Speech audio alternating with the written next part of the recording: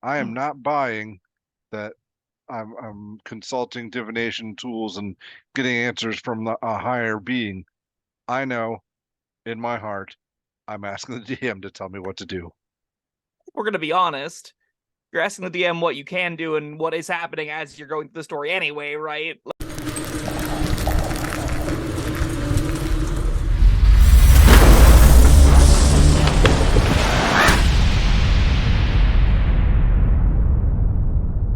Hello, friends. Robert Bevan here, author of the Caverns and Creatures series of comedy, fantasy novels, and short stories.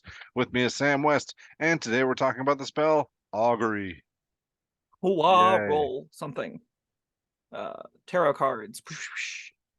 No, not even. You get sticks. I don't have sticks on me though, Bob. This is the problem. Oh no, I'm sorry. Ornate cards are an option. Dragon bones. Yeah. Reading the spell explains the spell. Yeah. Well, let's do it. Sure. Second level ritual spell has a minute cast time or an 11-minute cast time if you cast it as a ritual. Range of self, verbal somatic material components, with material components being specially marked sticks, bones, or a similar token worth at least 25 gold pieces. Doesn't consume it, but you have to have it. So if you want to use the spell, you have to invest a little bit of gold into the stuff to get it. Most of the time. And by that I mean some tables will just completely ignore material components like this, because this spell probably doesn't need to have a material gold cost associated with it, let's be honest. Duration is instantaneous.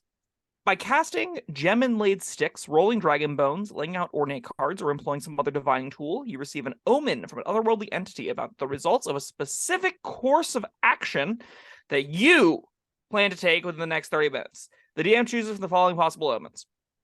Wheel, good results. Woe, bad results. Wheel and woe, good and bad results. Nothing, no results. The spell doesn't take into account any possible circumstances that might change the outcome, such as casting additional spells or the loss or gain of a companion, which means if time passes, it might be wrong. And finally, if you cast the spell 2 or more times before completing your next long rest, there is a cumulative 25% chance for each casting after the first that you get a random reading the DM rolls in secret. That's basically just to say you get one question per day-ish. DM, are we being stupid? Is this a good idea? Is this a bad idea? Before they can enforce it and they'd be like, stop asking me questions, you're going to get random nonsense.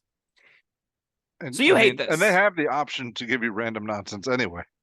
I mean, yeah. It's also, I'm not going to lie to you, if there have been moments where I have had the spell cast, and as a DM, I go, I truthfully have absolutely no, I'll verbalize this to the players. I truthfully have no idea how this is going to go.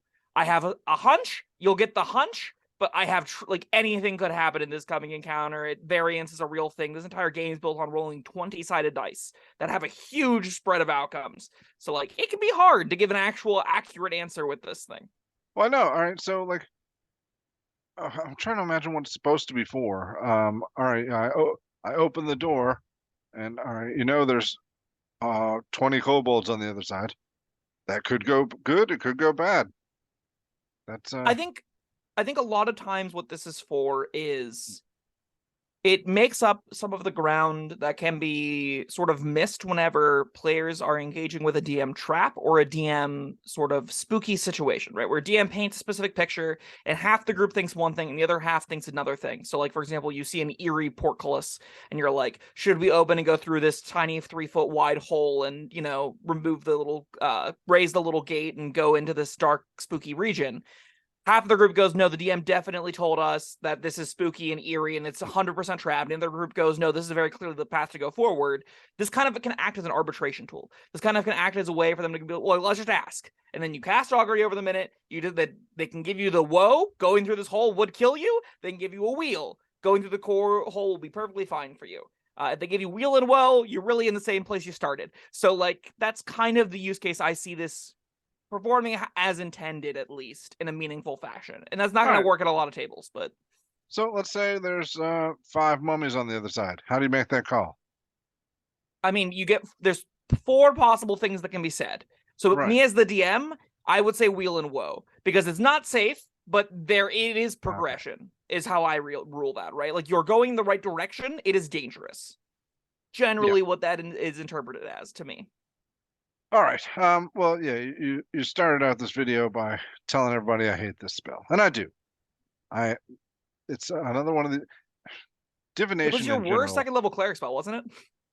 It might have been. I don't remember. That was a long time ago. but no, just like any of these spells that say DM, please tell me what to do. It takes me out of the game. I am not buying that. I'm consulting divination tools and getting answers from a higher being. I know in my heart, I'm asking the DM to tell me what to do. We're going to be honest.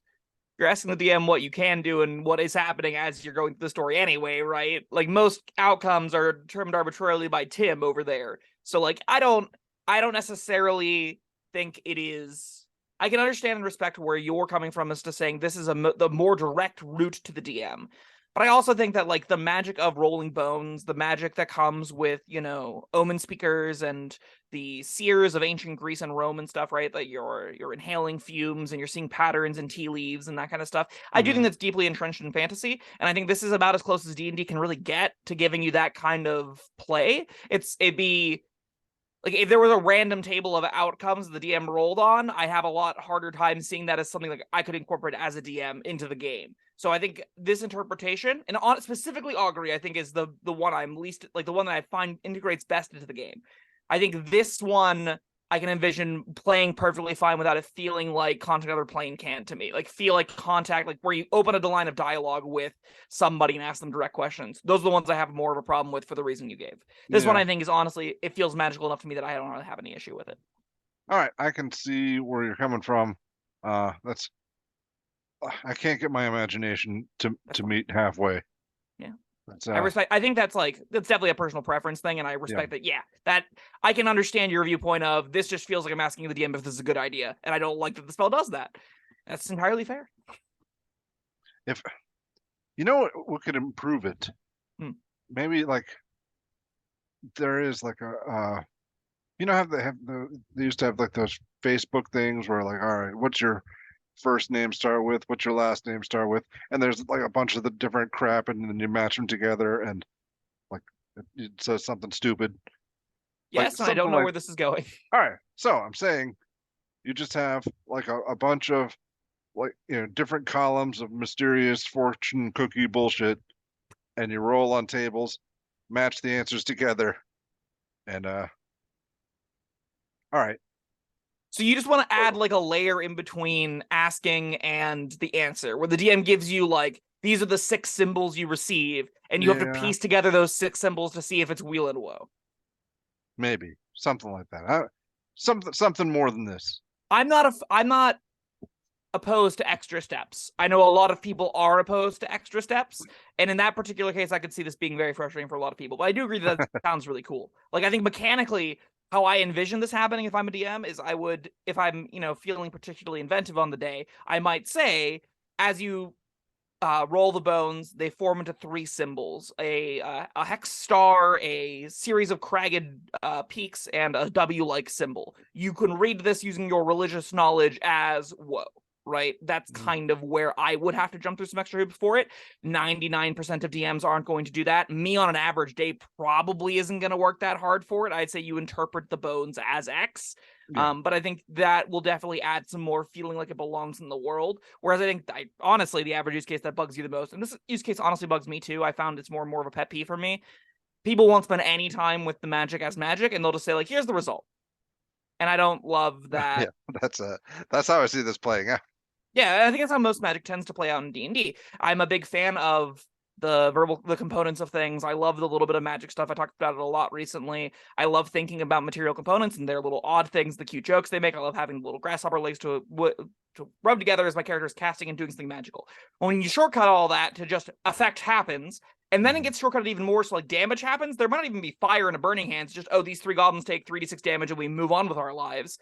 That starts to pull some of the flavor out of the world for me as a person. And I think that is kind of your experience with why this spell doesn't work great for you either, is the magic of it is sort of siphoned out of it. And it just feels like, are we being dumb? Jim, tell us I'm casting Augury now. Jim, are we being dumb? That's kind of how I agree this spell doesn't feel great to use. Yeah, it's, I mean, I see the spell as something, because it's such a lower level spell, it seems like something lower level or less experienced players might use as a crutch, and that doesn't feel good either. I might feel differently if I saw how it went with more experienced players. I don't even know if necessarily experience level is. So this is like Denver going to go on an experienced player's character sheet. So that I think most experienced players don't tend to value this kind of ability because they have an idea of who their DM is usually, and they have a general feeling for how to navigate and explore and get these results themselves using other world interactive abilities, right? Which Okay, leaves well us that's what only I'm to the talking new player about. Like that, tables.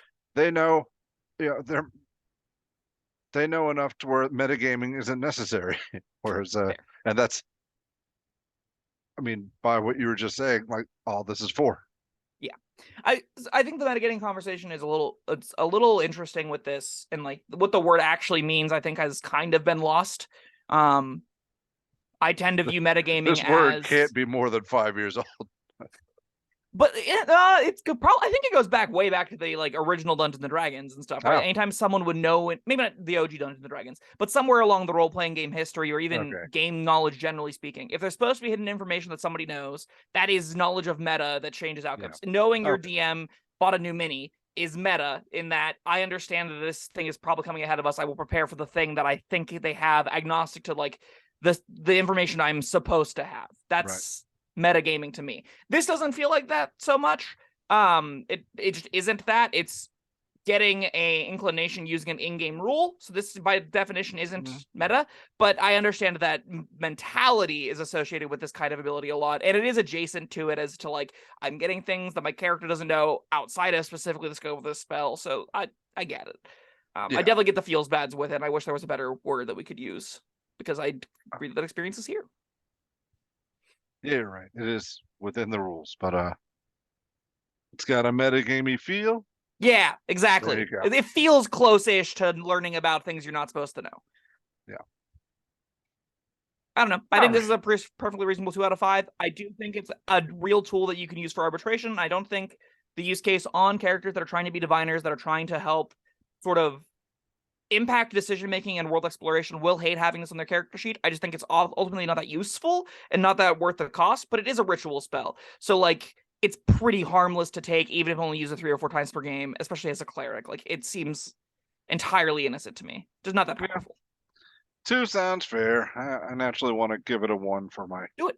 personal hatred of it, You but hate it. Give it a yeah, 1. Who's stopping you, Bob? it's my integrity, Sam.